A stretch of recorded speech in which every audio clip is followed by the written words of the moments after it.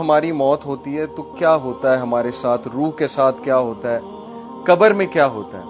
تو قبر کے حوالے سے انشاءاللہ ایک حدیث میں آپ سب سے شیئر کرتا ہوں۔ پروفٹ صلی اللہ علیہ وسلم سیڈ، بہت لمبی حدیث ہے لیکن میں آپ کو وہ بتاؤں گا جو بیسیکلی کرکس ہے اس حدیث کا۔ اذا دخل المیت القبر، جب میت کو قبر میں لے جایا جاتا ہے، یعنی جب روح آسمانوں پہ جاتی ہے، اللہ تعالیٰ سے ملتی ہے، یہ حدیث میں آتا ہے کہ 7 آسمان چڑھتی ہے روح، پھر اللہ تعالیٰ تک لے جایا جاتا ہے، یعنی اللہ کو دیکھتی نہیں ہے لیکن اللہ کی پریزنس میں پیش کیا جاتا ہے، اور اللہ اگر اس سے راضی ہے تو اللہ کہتے ہیں اس کو لے جاؤ، میں اس سے راضی ہوں۔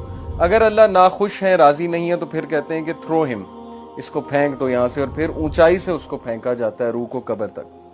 تو جب میت کو قبر میں لایا جاتا ہے، یعنی اب اس کے سوال جب شروع ہونے والے ہیں، مسلت الشمس عند غروبها، تو قبر میں اس کو میت کو سورج غروب ہوتا دکھایا جاتا ہے۔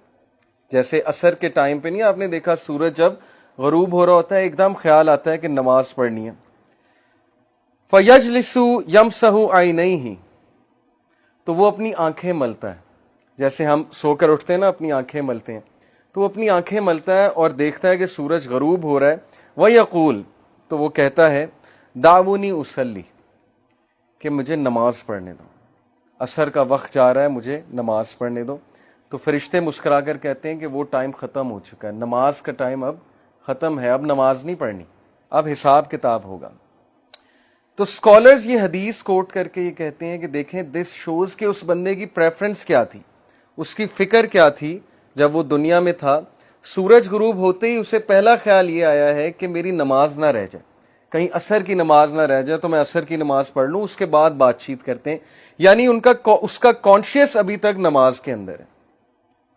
اور یہ چیز بہت سے میڈیکل ڈاکٹرز بتاتے ہیں۔ میں ایک لیکچر سن رہا تھا ایک اسکالر کا، انہوں نے بڑی زبردست بات کی۔ انہوں نے کہا کہ میں نے بہت سے ڈاکٹرز کو لیکچرز دیے ہیں، ڈاکٹرز میری محفل میں آتے ہیں، تو ڈاکٹرز نے مجھے خود بتایا ہے کہ جو لاسٹ کانشیسنیس میں بندے کی چیز ہوتی ہے نا، جو اس نے سب سے زیادہ دنیا میں کی ہوتی ہے، ڈیتھ کے ٹائم پہ وہی چیز نکلتی ہے۔ اور واللہ اس نے خود بتایا، ڈاکٹرز نے خود بتایا کہ کچھ جو مریض ہوتے ہیں وہ گانے گا رہے ہوتے ہیں، یعنی at the time of death گانوں کے لیرکس نکل رہے ہوتے ہیں۔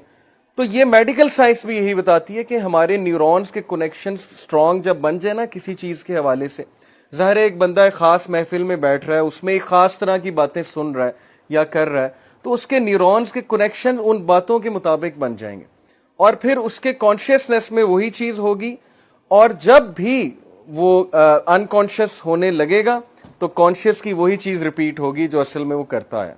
یہ تو پکی بات ہے۔ تو یہ وہ شخص ہے جس نے نماز کو بہت فوقیت دی دنیا کی زندگی میں، اور اس کی فکر ہی یہ تھی کہ میری نماز نہ نکل جائے، نماز نہ نکل جائے۔ تو یہ حدیث سنانے کا مقصد یہ تھا کہ اس کے لیے نماز میٹر کرتی تھی دنیا کی زندگی میں، اس لیے قبر میں جا کر بھی اسے یہی خیال آیا کہ ہائے میری عصر کی نماز نہ نکل جائے۔ تو دس